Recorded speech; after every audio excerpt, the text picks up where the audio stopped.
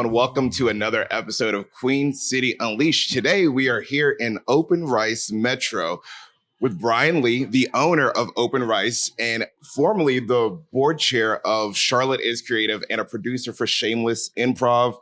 Welcome to the podcast, sir. Thanks for having me. What's up, guys? Welcome. I have heard and seen you around. Someone gave me your name before and I started doing my Googles and realized that you are everywhere. How do you balance so many different hats? Like, you're not just doing restaurants, improv, creative world. How do you balance all of that? Well, I think the key for me is just having really supportive people around me in all my circles. You know, none of the things that I do is just me. You know, I'm part of an engine that goes, and that really helps where I don't constantly have to stay at one place in order for it to move. For example, like Open Rice, I have incredible business partners where they handle almost all of it, you know. Yeah. And then usually I show up, I bus tables, I make drinks, and that's pretty much it. So, yeah, it's but kudos to you. That means you've done a good job in selecting the right people around you that are gonna build you up. I would say I've done a great job being incredibly fortunate. Incredibly fortunate. Yeah. Okay. That, and then also all the things that I'm involved in are super fun for me, and they're creative. I enjoy doing them. So that makes the juggling easier to do. Okay. Yeah. So with all the different hats that you wear, how would you describe Bryan to a stranger? You meet somebody on the street, you're getting to know them. How would you describe yourself to them? He is fine. You fine? He's fine. He's fine.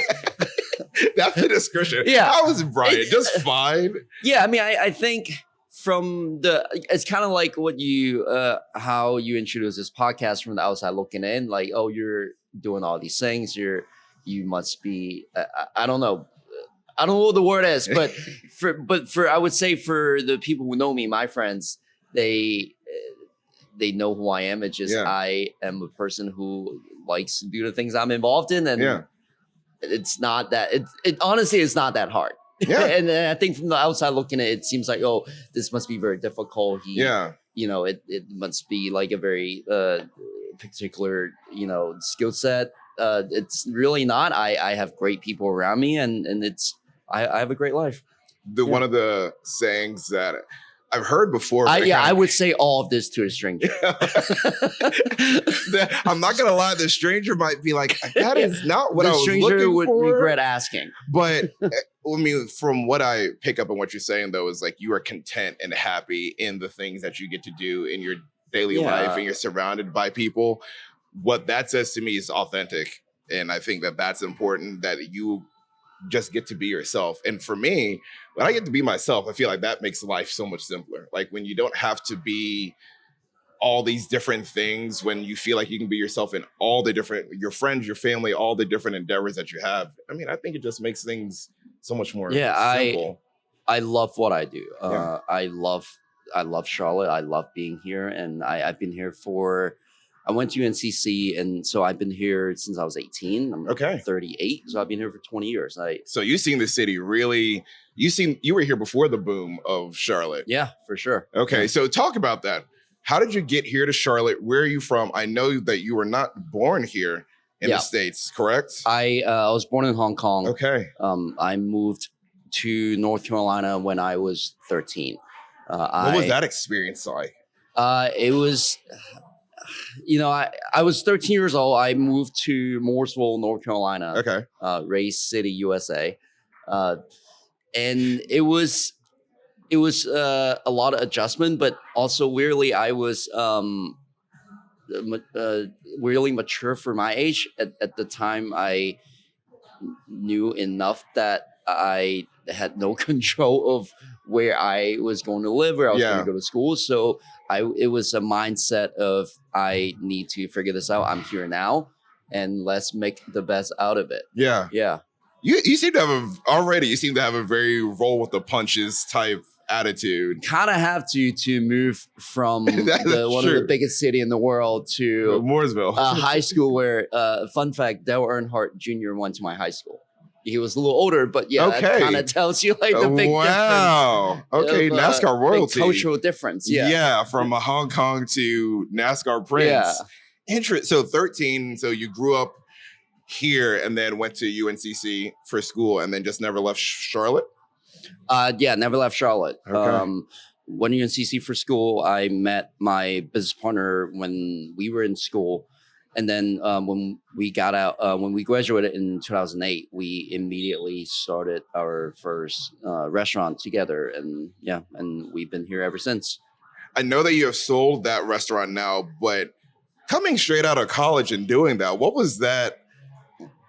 Who at 22, 23 says, yeah, I'm going to start a business right out of college and ends up being very successful. But what were you guys thinking? How did that happen? I think it's has a lot to do with being young and just not afraid.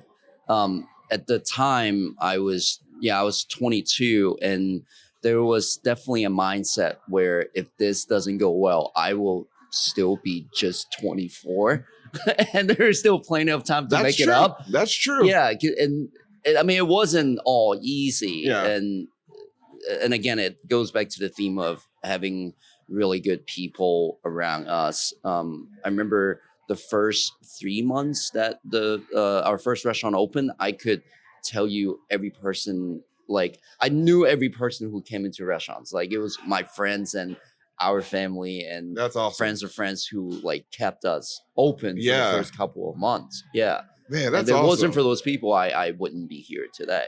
Oh man, that's awesome. Okay, talking about the city of Charlotte, I love Charlotte. Been here. It'll be 5 years in May, which is awesome. And I'm already seeing changes in the city. But for you, what are some of those changes that over the 20 years that really excited you, or that you were like, yes, glad this is happening? Or some of the things where you're like, I think Charlotte still needs to grow into this, or needs this to take that next step as a city? I would say the things that I've really enjoyed in the last, 10 years is the diversity in the food scene. There are different restaurants trying out new things that I didn't see when we opened our first restaurant, 15 years ago. Yeah. That's been super fun. And I love going out to eat. That's where all my money goes. So to have that in Charlotte, I think that's awesome. Okay.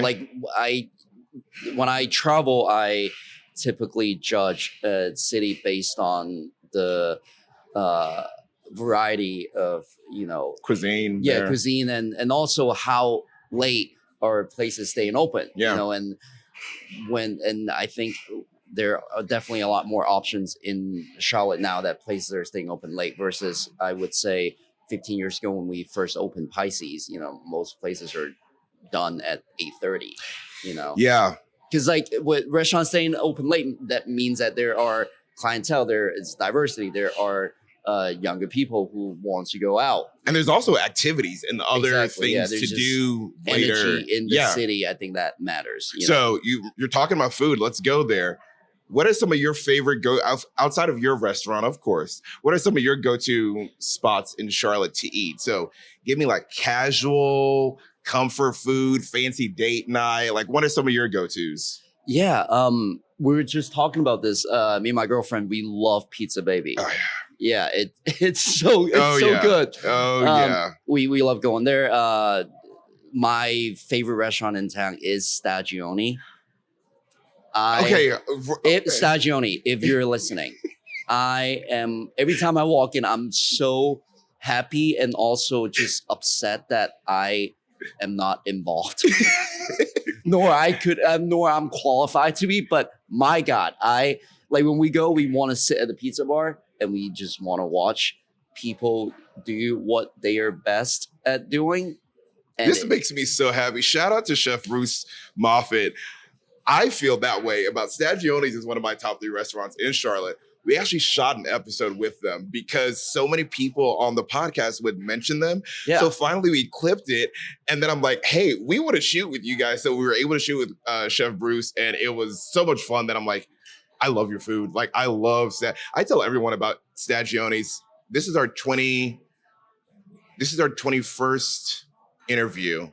And I think probably 8 or 9 people have said Stagione's is their favorite restaurant out of all the people we've interviewed. And there's hundreds of restaurants in Charlotte. To me, that just speaks to how great, just Yeah, and incredible. it's not even just the food, it's the experience, the moment I walk into the restaurant, I'm like, yeah, this feels great. Yeah. I want to hang out. I want to be here. It's like the energy of the restaurant is just fantastic. And the restaurant, I mean, at least from the outside looking in, it's so well ran that everything seems like a dance. Everyone's in sync. Everyone has the same goal, which is to deliver an incredible experience. And it's batting 1,000 with me. Yeah, I've gone for my last 2 birthdays, and at this point, I'm like, I think this just might be my birthday spot every year. I go other times, but I'm like, it's a great way to celebrate a birthday. And I don't know if you've had their Zeppelis. Oh yeah. There are times where we are super full and we want the Zeppelis and we'll order it to go. And we don't even eat it that night because we're so full. But the next morning we heat them up. I have been in very similar situations where I'm like, I don't need to order these, but I can't not have them. Yeah. And it just forces myself and then eat the rest at home sometime. But it's crazy that so many people have this experience there, which to me speaks to consistency. Like, it's not you've had that experience and other people haven't. Like, everybody's having this experience. They know. Yeah, they know. They're killing it. Yeah. Okay, so other places, Stagione's, Pizza Baby. What are some of the? Yunta in South End. South End, yeah. Randy, who owns the place, a good friend of mine. Okay, he started Viva Chicken. Yeah, that's right. Yeah, it's we love that place. Yeah, love. My wife surprised me for a date and took me there, and we've had friends talk about it, and even from like getting there and sitting down, the little corn thing that they have. Yeah. Even starting with that, I'm like, again, it's all about the experience. Yeah. Like, I love places where when I walk in, this feels good. Yeah. Like, the place makes me feel special. I feel honored that I get to be in this building. Yeah, part of it. Yeah. So yeah, Yunta, we love Yunta. Okay. Yeah. So outside of food, do you have a cocktail spot or like a brewery that you enjoy? Because there's a brewery on every other corner in Charlotte, which probably wasn't the case 20 years ago when you were here in school. Is that your scene, or are you more take a sip at home with some friends? This is interesting. We haven't talked about this. So I don't drink. Okay. I am allergic to alcohol, so I don't. All forms of alcohol. Half a beer, I'm out. I'm gone. But this is probably a good problem to have. You have saved so much money compared to the rest of us. Yeah, but it doesn't really work that way, because when you just have the money, you don't spend it here, you spend it somewhere else. You know, you have more money to spend other places than the rest of us. Yeah, I do, but I would not say it's a good problem. Okay, I just have shifted the problem to something else. But we love going out to cocktail bars. Okay. One of my mentors, Bob Peters. Yeah. Fun story. Bob hired me, gave me my first job at a bar when I was 19. I am Bob's daughter's godfather. I always tell people I wouldn't be here today if Bob hadn't hired me. So when me and my girlfriend wants to go out for like appetizers and drinks, and she loves cocktails, we go to anywhere that Bob's name is on. So we will go to Goodyear House. We went to Folia last weekend. Yeah, the new bar in South End. And Chiefs is opening tonight, which is a bar they opened that is named after Bob's dad. Okay. In Noda. So yeah, we're excited to go try that out tonight. So I have had the opportunity to meet Bob at 2 different festivals. Okay. And we are working on figuring out a date to shoot with him, because I met him and had one of his drinks that he was making there. And I explained, I'm like, hey, this is who I am. This is what we're doing. And he was like, yeah, let's make it happen. And it's just, you know how you business owners, like, you guys are killing it. You're busy. And Bob's opening multiple different Folia Chiefs. And so we're just figuring out a date. But I'm excited to get to talk to him, because everyone speaks so highly of him. And I had this actually down later, but let's go ahead and talk about it now. When you talk about mentors, Bob, are there others, and what have those relationships meant for you to guide you to where you are now? Yeah, I would say, I mean, in all the different pockets of my life, there are people I really rely on, you know, like in the restaurant scene, my business partners, Jason and Charlie, you know, again, Open Rice wouldn't be this successful if it wasn't for them. So I rely heavily on them, and obviously, like we talked about Bob. And when it comes to the creative world, the my co-founders of Charlotte's Creative, Tim Miner and Matt Owen. Yeah. I you know I they helped me start my creative career 7 years ago. Okay. So they have a heavy influence in me in that world. And then also my friends, I do improv. We do comedy. My girlfriend Carol, you know, it's I would say big mentor and heavy influence on me as well. And then my friend Tim and Tony, they're kind of like my go-to when it comes to talking, create live performance when it comes to like comedy and improv. Yeah. I appreciate the thankfulness, the gratitude that you have for these people, because I think that is important, that no matter how successful you are, you still remember the people who helped you. No, they're all so much better than like what I do. They're like in every pocket, these people are way better than me. It's just I'm very lucky that I get to be in a position where I get to tag along and learn from them and work together to create something great.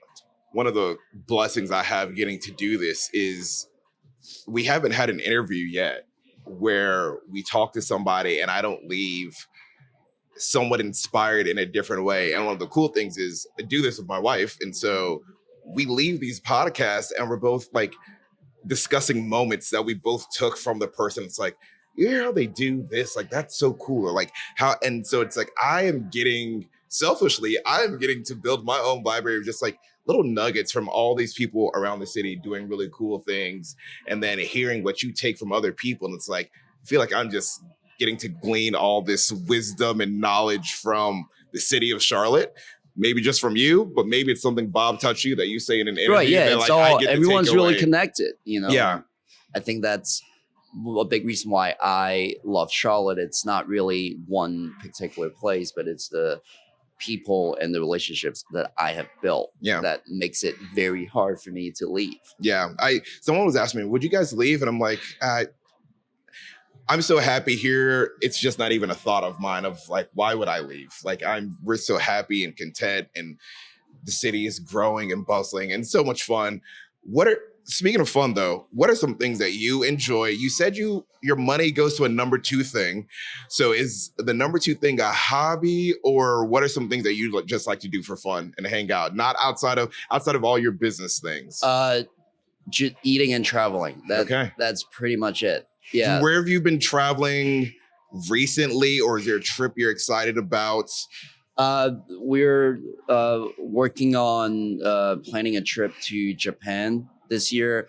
Last year, me and my girlfriend went to Rome and Florence for a wedding. It was my first time in Europe. Okay. It was awesome. It changed me. Yeah. I wanted to start smoking indoors. Because everyone's so cool. Like going to Europe, we went in 2023, and that was definitely an adjustment. I was like, you guys smoke everywhere. Like it is, and it is just so much part of the culture that it's not like it's not a rude thing. It is just like something that is there. My wife and I I hate the smell of cigarettes. Okay, that's what I get confused about. I'm like, how did you grow to be okay with this in the middle of a conversation that had just happened? Yeah, like everywhere when we were there, everywhere I look, it just looked like a movie scene. Like just the haze and the it's like all the things that I normally would hate to see when I'm there. I'm like, this is so beautiful. I mean, but this is cheesy, but when in Rome, when in Rome, like you kind of just have to embrace what they're doing. my wife and I just celebrated our anniversary and went to Thailand. Oh, And congrats. so that's the furthest we've ever traveled. We've done Europe and some places in the Caribbean, but I mean, it's 20 hours of flying to get out there. And when you talk about just what traveling does for you and like getting to see the world, I love Thai food. I ate the best Thai food for like 10 days straight. Yeah, I can. And I don't know if I've ever been happier. Like my stomach was so happy. Now the gym is waiting for me and I'll get there. I'll get there soon, but it's great.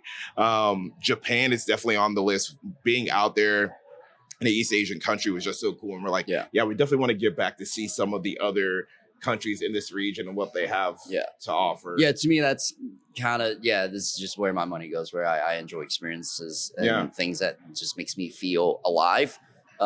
So yeah, when we have the chance, that's where we tend to go, or even like a weekend trip to New York. You know, we'll go up, we'll just walk around, eat, see shows, and Are there experiences like that here in Charlotte? That is something that, and it's funny you mentioned that you cannot drink. One of the things that I think about for my friends and I, and this actually started from Dry January last year, was we're like, hey, let's go hang out. And because none of us were drinking, they were like, what do we do? And I'm like, whoa. And it was alarming for me that I'm like, wait, our whole lives and our fun cannot solely be based around alcohol. I love a good cocktail. I love hanging out at a brewery, but we have to be able to find fun in other things. And so that's one of the things I've been on the search for, of like the experiences here in Charlotte. Like, how can we have fun that it's not just centered around drinking? And so do you have some of those experiences? I mean, you run one of these experiences, like improv. Yeah, so for sure. Yeah, stand-up comedy is definitely was something that we've gotten more into and going to shows. So talk about your improv, how you started that experience that you create for the city, and if there are others experiences like that you enjoy. Yeah, like I think, you know, like you're saying, I don't drink, right? And so when me and my friends, when we think of trying to think of something to do, it's never really just like a brewery or a bar. Like last time a bunch of us went rock climbing, you know, and a lot of times we'll just have people over, we'll do a game night, we'll cook and things like that. And then, improv has been a huge part of my life. I started taking improv classes, I guess, 6 years ago. And at the time, I kind of just wanted to challenge myself. I wanted to get more into writing and story building, and improv is a lot about that. And within 2 classes, it immediately became like the most important thing I was doing for myself. I would say 80% of my closest friends in Charlotte now I met through the improv circle. Really? Yeah, it's fascinating, man. It's silly. It's kind of like adult game night where nothing is important, nothing's real, but all the skill set and the things you learn through a lot of these silly little games really has helped me be a better person, be a better friend. It has taught me how to listen better. I'm very passionate about what my team has been able to build. Where we have skill pop classes, where these are like just 2 hours workshop, where we just kind of play games, and throughout the course, we kind of teach you how to listen a little better, teach you how to get out of your head, how to trust your instinct. So we do that, and then I also will do workshops at universities. I've done a couple of them at Davidson College. Oh, that's cool. Yeah, and I've been doing these workshops for kids at Do Greater, which is you guys have looked it up. Just I can never do it justice, but look up Do Greater. Okay. They're doing fantastic things for the youth and the creative community, and they have this youth entrepreneurship program where they have kids from the age of 13 to 18 build a business plan, and they have to pitch it. So about once a quarter, me and my team will go in, and do some improv exercises that kind of help them feel confident and help them pitch better, help them just find their own voice. Yeah, improv has changed my life. That's awesome. Yeah. So you did it for yourself to push yourself. What was the moment where it went from this is more than just something I want to do for myself, but something I want to build with other people and share with the community, and turning it into Shameless Improv? What was that? Was it conversations, or was there a moment? What was that transition to go from for you to sharing it with the community? I don't think there's like one specific moment. It was gradually seeing what it was doing for me and my friends, where we all were slowly becoming better people. And then in shows where we have the ability to make people laugh for 2 hours straight. You know, and that's such power and gift that we have for our communities that I love it. You know, I don't think there are that many things that we have that can really allow people to laugh nonstop, and you're not really thinking about the trouble and the problems that you're going through daily. And I am very passionate about our shows because I know we can do that for people. Like you know you have a good product. Yeah, show up for 2 hours. You don't need to be thinking about anything else. Just be here and listen, and you're gonna laugh. Yeah. And laughter, I mean, I don't know what the proverb is, but laughter does a heart good like medicine. Like, I love stand-up for that reason. And stand-up was something that I kind of admired from a distance before coming to Charlotte. But then there were pop-up shows and things around here. And it is one of those things where I don't remember a lot of the jokes when I leave. But for an hour and a half, 2 hours, I was with friends and we were just cracking up. Like, we were just laughing. And then I started to take away, you said the storytelling piece of it. I actually started to really appreciate comics for that reason. Yeah. Because there's the joke that everyone laughs at, but I actually started appreciating more the 2 to 3 minutes before the punchline of where they were like tying you in and like, hey, this is where we're going. And you're like, this doesn't make, where is this going? Like, this isn't relevant. And then the punchline hits and then all of it makes sense. And for me, I'm like, this is why this is such a cool art form. And even for me, I just started writing jokes for myself. Oh, that's great. I'm never going to be doing stand-up comedy. You never know that. It's just, I appreciate the craft way too much. And I know it's not something I want to dedicate myself to, but I started writing it because even for me, it just, I feel like it makes me tell my stories better because, highlight this detail because that makes it funnier. Like, that's an important piece of information. So my wife is the only person who gets to hear these. And some of my closest friends get to hear some of these jokes. And I'll tell her, I'm like, I'll wait a couple months and be like, hey, I've written 2-3 new jokes. Can I do? What do you mean? You're already doing stand-up comedy. I mean, you're writing jokes. That's more than what most people are doing. At home. It is. I mean, I would say most of my friends who are, in improv and stand-up, it's kind of how this is what we do. Like, I have a Nooks app on my phone it's about 6 years ongoing now. Is whenever I see something interesting, it doesn't even need to be funny. Yeah. When I see something that makes me pause for half a second, I will go to my phone and I'll write it down, and that's it. And then it might never become anything else. Yeah. But when I'm when I'm bored and when I have some time to myself, I'll go back into it and kind of read through it. And sometimes it reminds me of like this experience, and it turns into like a funny bit. Yeah. I love comedy because I think, me being, English as a second language and as an immigrant, the one thing that really translate universally outside of food is laughter and a smile. Like, everyone, it doesn't matter where you're from, who you are, everyone understands that. Yeah. And that's one of my favorite things that we've been able to achieve as an improv group. It's that we can put smiles on people's faces. Yeah. I love that. But maybe we'll see one day. Maybe I'll start with a pop-up class and just do like, we have a show at the end of the month. You guys will have to. Okay, I'll get the date from you. Yeah, have to come laugh with us, because I've heard our friend Kaylee, mutual friend, she said it's a good time, and I'm like, okay, I should probably. Kaylee is a fantastic audience member. Yeah. See, I'm a good laugher.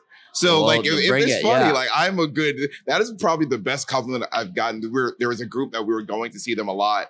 And one of the guys goes, "You're just good to have in the audience." They're like, you laugh and you know, like when you really said something funny, because they're like, I'm looking at you and you're laughing. I'm like, it translates because like it's kind of like going to watch a movie at home, like at a theater versus at home. Like I love watching comedy in the theater because I'm laughing with people. I don't even see them. I can't even see them. But like hearing laughter, feeling the energy, it's such a great experience. And sometimes and at least stand up for me, what I realize is not even how funny I think it is, but it's like the one guy with the heartiest laugh, and hearing how much fun he's having sometimes just makes me like that guy's fun. Getting laughed by the way he's laughing. Yeah, right. So it's like it's just like you said, the energy in the room I think makes it so much fun. So I look forward to coming out to one of the improv shows. We're here in Open Rice Metro. Talk about that. You sold Pisces and then started this one. What is the heart behind this restaurant from you and your business partners? Can you describe the style here and what it's all about? Yeah. So me and my business partners, we all grew up in Hong Kong, and we've always had this concept in mind. Even when we had Pisces, we want to build something that really resonate with our roots, our culture.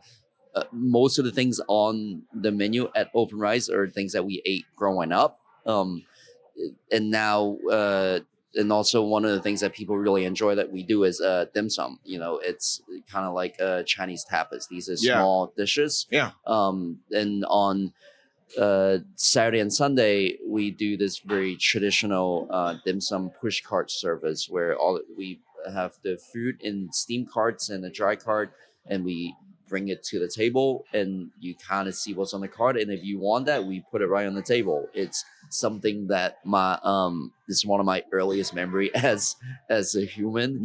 Going to dim sum with my parents in Hong Kong, 2-3 times a week.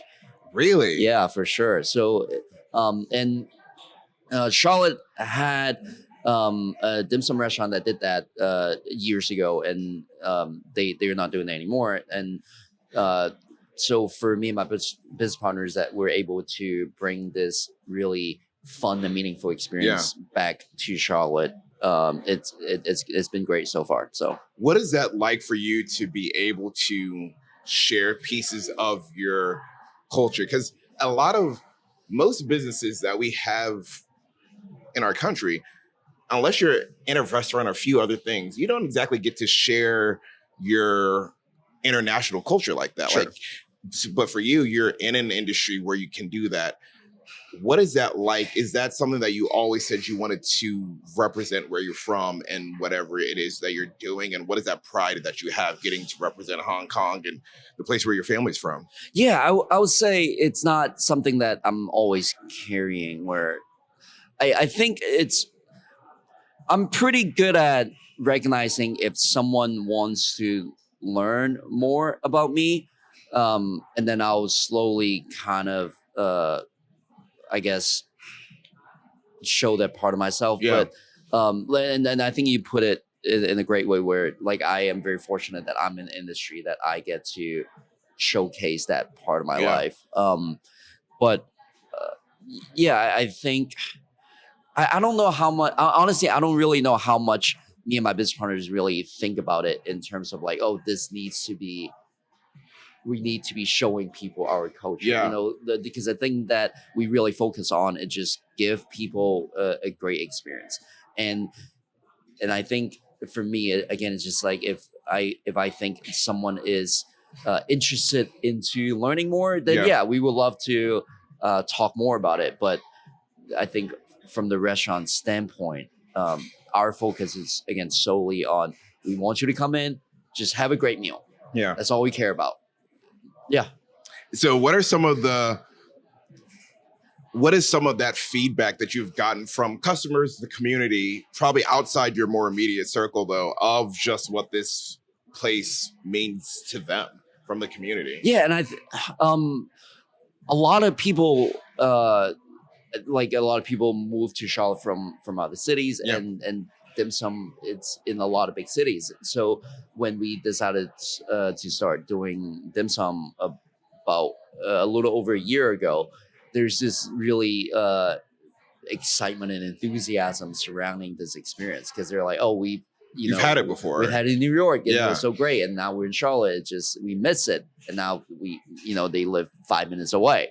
I would say for the most part, people have been super supportive, Yeah. and it's a very labor intensive process. It is not an easy way to make money. Everything is handcrafted, everything is homemade by hand, one by one. It's a lot of work, a lot of time. All the credits to my chef, the staff, my business partners. It's a lot. And I can't wait to eat. and to like hear how the city of Charlotte has responded, it's very rewarding. It puts even more meaning into the work that us as a company has put in. Yeah, man, that's awesome. I'm happy for you that you're able to showcase your roots in a way that's meaningful, but also like not forceful. Like, yeah, it's just, and that's kind of like really the line I want to be. Yeah,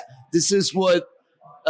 This is kind of funny. Like at the beginning, when you asked me what would I say to a stranger, introduce myself, I'm kind of like, well, this is what we do. Now you get to form your own judgment. I like it, but it might not be for you. It might not be for everyone. That is fine, and that's very much also how I see myself. It's I might not be for you, but that's fine. Yeah. There is I don't think I've had a chance to share this on an episode yet, but there is a message. I don't know if it was a book or but I think we all have heard pieces of it. It's like, our deepest fear is not that we are inadequate. It's like, our deepest fear is that we're powerful beyond belief. And like the rest of that, people oftentimes say those first two lines, but the rest of that, and I'm going to summarize it probably not well, but the rest of that goes into how you dimming your light doesn't do anybody else any favors, and that basically you end up robbing the world around you when you become a shell of yourself and don't live your life authentically. And that when you do, you give other people the permission to live their authentic lives also.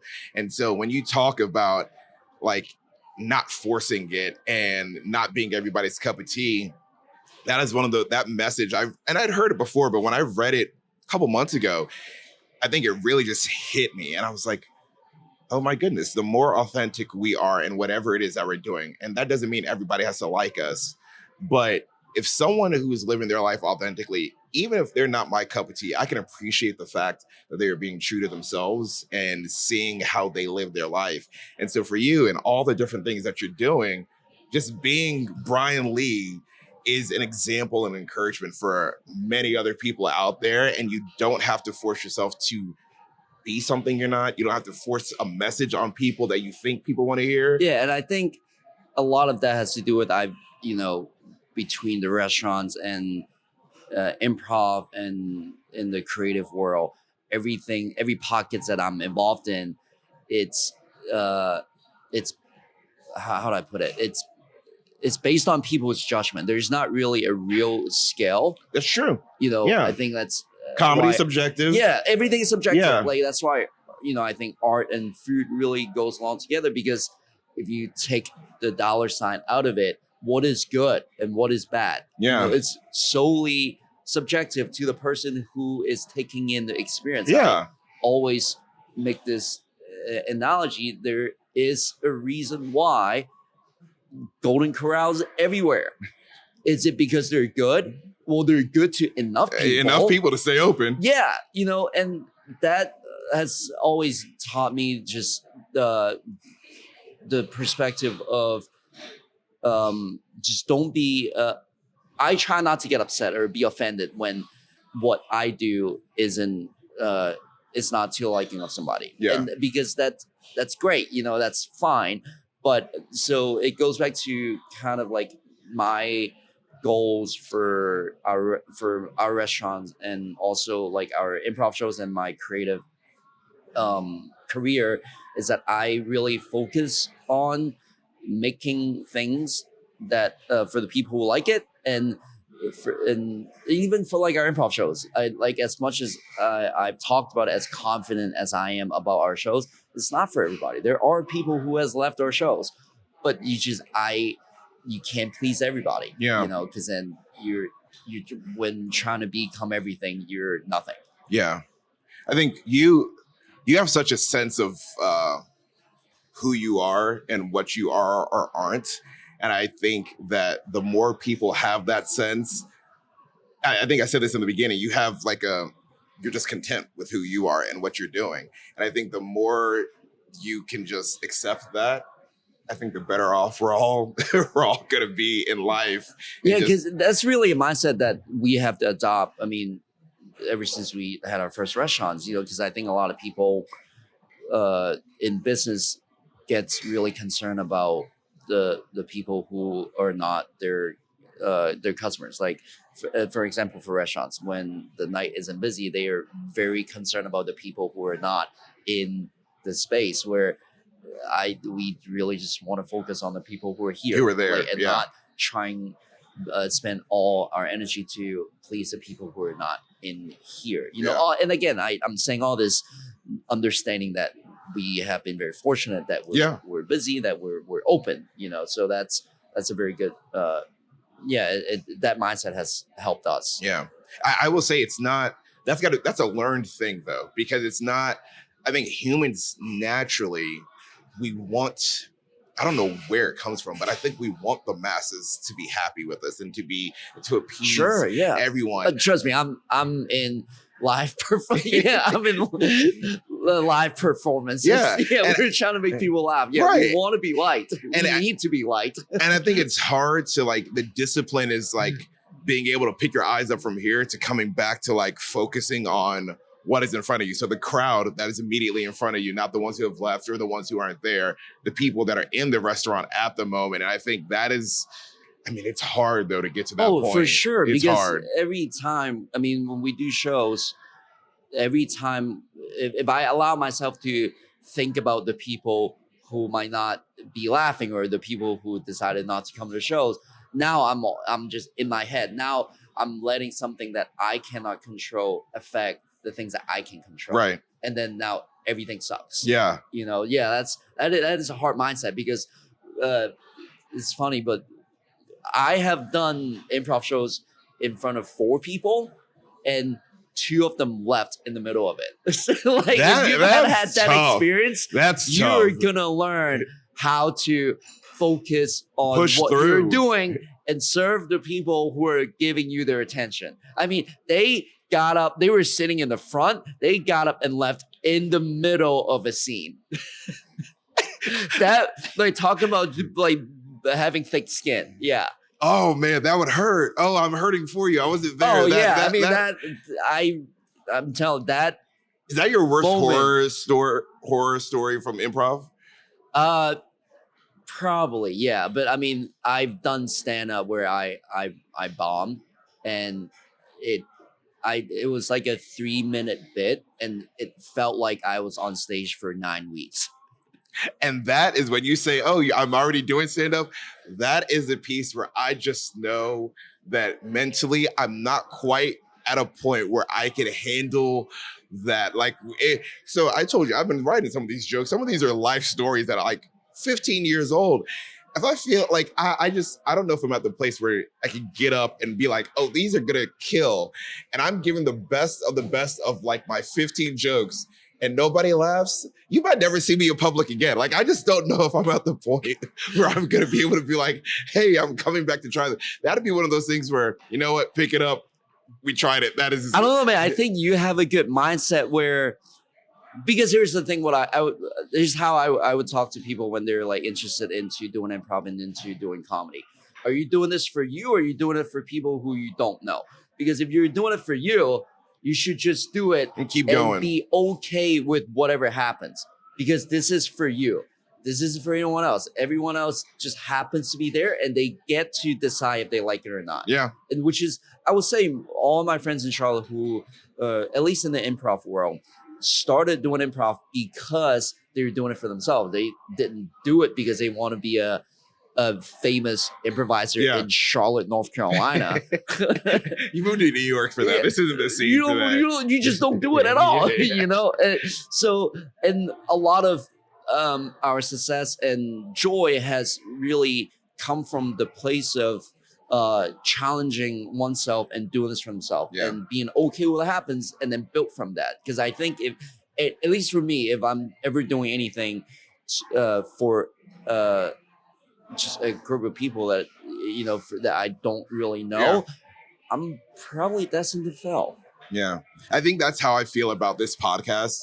We started in April of 24, and it was one of those things where I'm like, I want to commit to doing this for a year and a half at least and see what happens. And it is, in the world of social media, I'm sure you understand this too, it is hard when you're like, this is a good product and it doesn't get the views or it doesn't get the clicks. And there's, again, the exercise of bringing your eyes back down. I'm like, no, I'm getting feedback from the guests or my friends or people close enough that are like, this is awesome. This is good. People in Charlotte are enjoying this. And I'm like, you know what? You keep doing this way. Eventually, you hope to get this success. But I've gotten to the point where I said, you know, if I do this for 2 years and it doesn't pop, it doesn't go anywhere, selfishly, I've gotten to meet some of the most amazing people in the city, and I'm getting to learn from them in ways that impact my life.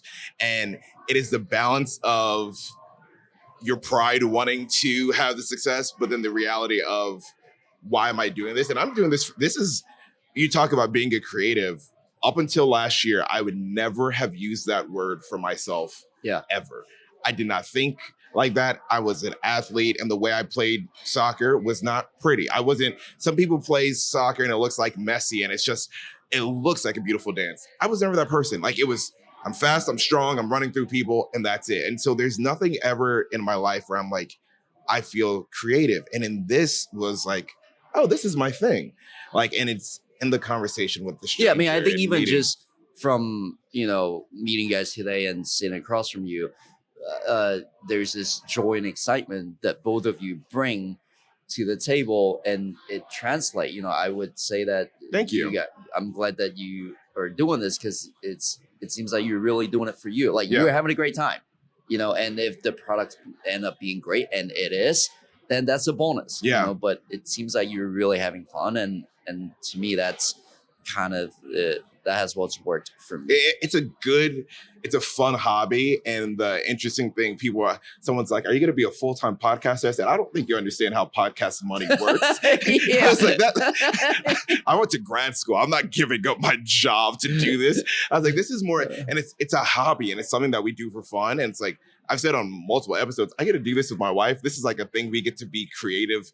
We walk in, this and is you're for like, you. Like, you're like, where do you need a setup? I'm like, she does that. Like, she's the one that's got the eye, I think, of the conversation. And so speaking of thinking about being creative, you just rolled off recently from being the chair of the board of directors for Charlotte as Creative. Yeah. Kaylee also told me about that, introduced me to that, and I've been following along and looking forward to hopefully getting out to an event soon. But can you tell me about that organization as a whole, what they're about? You talked about two of the two co-founders earlier, but who they are and what they're trying to do in Charlotte. Oh yeah, the goal is to make Charlotte just the creative home for people like you and I. We want to create an infrastructure and a platform for artists to succeed. And by successful, we mean like the full-time artists, that you get to have a good living doing what you love, doing what you're good at. I think when a lot of people think of full-time artists, you know, they immediately think about, I have to move to bigger city for that. New York, and that LA, is not Chicago, true, you know. And I think there are incredible talents in Charlotte. I meet incredible artists every single day that is just really trying to make it. And to me, I'm very passionate about this, because I think I'm very realistic when it comes to just needing to have, you gotta pay your bills. It does, and it doesn't really matter how good you're at something. It doesn't matter how much you love doing something. If you can't pay your bills, you're at some point you're gonna have to stop doing this thing, and that's kind of where art goes to die. In a perfect world, we all should be able to uh, do and create what we love. Yeah. But we are far from a perfect world. We are in a capitalistic world, and that's the rule. If you want to do what you love, you have to figure out how to turn that into a paycheck, right? Yeah. So what Charlotte's Creative is doing is to kind of bridge the gap. We just kind of we help artists find jobs. We give out grants. Talk about those grants. That was one of the first things I picked up on, the hugs, the hug grants, the micro grants. Talk about that. I think that's something that's so cool. Something that I was like, yeah, if I was starting a podcast, like this is definitely something that you're applying for. Can you talk a little bit about that and who that's for? Yeah, it's for anybody who has a spark of an idea for a creative project. These are tiny micro grants. Are $250, and when a lot of people think about grants, they think of numbers in the thousands. But a lot of people, they don't need $5,000 to start something. They kind of just need a little nudge to give them the motivation and the support to start their journey, and that's what these grants are for. Ideally, I hope these grants can maybe help someone jumpstart a creative career. Maybe some help them, live their passion. Yeah. But if it doesn't, that's fine too, because it's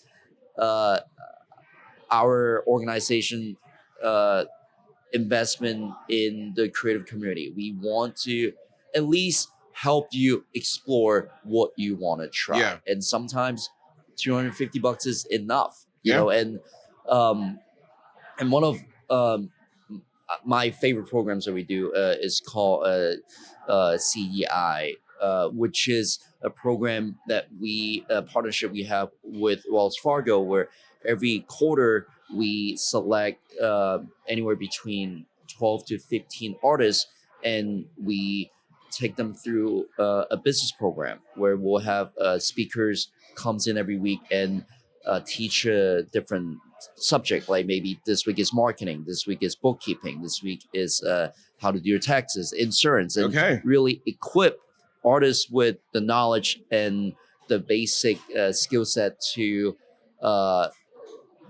know how to make it as the business. Because again, that's kind of what it's about. Is you gotta figure out how to pay rent. You gotta figure out how to pay your mortgage. Complementing the artistic skill that they have naturally, but with all the business things that are needed to make it sustainable. Yeah, and to loop back, to what Shameless Society has been, like my improv group has been able to do. If we haven't, been able to really run our improv group more like a business, I don't think you would be talking to me about this today. It just we've been able to have very successful shows. We've been able to do workshops, but I'm always running the group in the mind of a business, because the moment we stop thinking about those things, I'm not going to be able to invest people and time and money into creating this platform. And if I think that this platform that we have actually brings good to the community, then I have the responsibility to keep the doors open, to make sure it survives. And these are the mindset that Charlotte's Creative is trying to bring to the creative community. That's awesome. That is what you said about Shameless and making sure you think about it as a business. It's something that clicked for me later, that my friend who helped me start the podcast, he was kind of bugging me. You know, you got the friends that bug you with the right things. They're like, hey, have you done this? Have you done this? And it's like, all right, finally. And then it clicks. It's like, I see why. And that was something that I'm like, this is just a podcast. Like, it's just for fun. And he was like, yeah, but you don't know what this becomes down the road. You keep doing this the right way. And he's like, so you setting it up in a business way with an LLC and protecting yourself and having a business account. He goes, you just doing that, you don't know where that's going to help you down the road, and just do it. And I'm like, okay. And now I think of things different. Like, yeah, it's a podcast and we're having fun, but are there ways that we can create some of these experiences that you and I were talking about that the city needs? And it's like, oh, if we do that, then you need to be able, you don't want people paying for a ticket for something and it's my personal, like, hey, send Venmo to, right, like, exactly. That's weird. Like, yeah, and so he's kind of pushed me to that. And now once I'm starting to do that, it makes sense of like being a good steward of, hey, I have this idea, whoever these artists are, they have these artistic ideas, but making sure you package it. And so that way, hopefully it gets to take off and you're ready for that moment. Yeah, and everything costs money. You know, in order for us to grow, we need to constantly invest back into our craft. And if you don't do the business side of it well, it's really hard to grow. Yeah.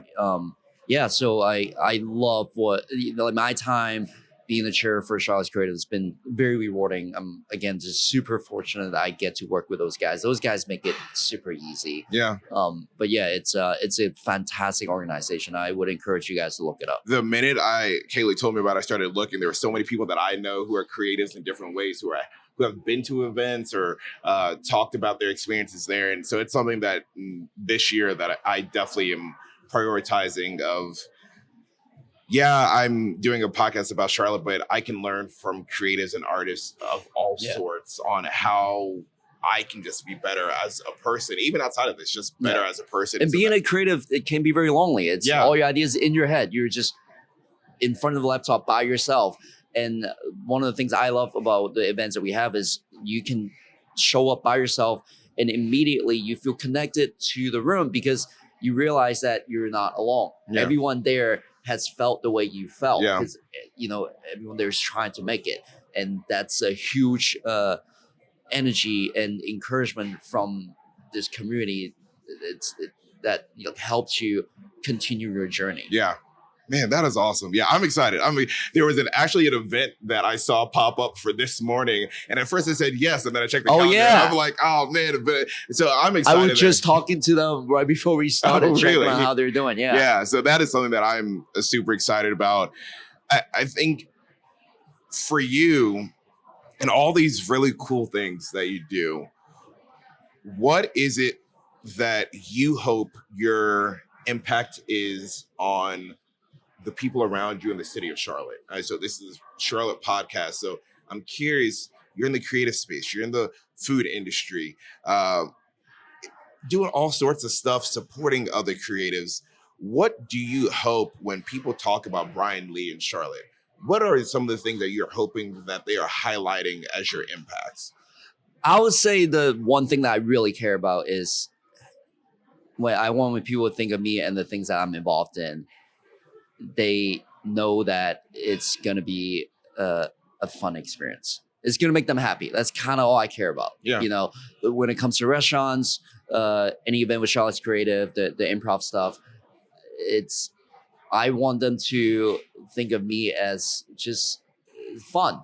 You know, it brings joy to you for maybe an hour at a time.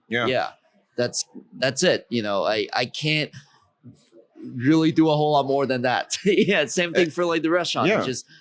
I just want you to feel good about you investing your time and money with anything that I'm involved in. And a lot of times it's just in the form of a smile. Okay, I think you keep your goal very simple, and I think that's somewhat easy to measure because does somebody walk out the restaurant with a smile or not? And like, I think that is because that's something that we talk about in improv shows too. We're very critical of ourselves, and there are many times, almost every shows, when we're crushing it on stage, we're always in the back go, this is going terrible, we're bombing, and everyone's laughing, and I'm kind of I'm the coach for the team, so I'm always going around kind of managing everyone's psyche as things are going on, where I always have to tell them, look, the show's $10. If they don't like this, they can leave, and no one's leaving. So in our business where everything's opening up to judgment, as you know, I think it's easy to be self-critical, but at some point you have to trust other people's judgment, you know? So in all of this journey of yours, from opening the first restaurant to all the things you're doing now, two-part question. What are some of the things that you've learned about yourself through this journey?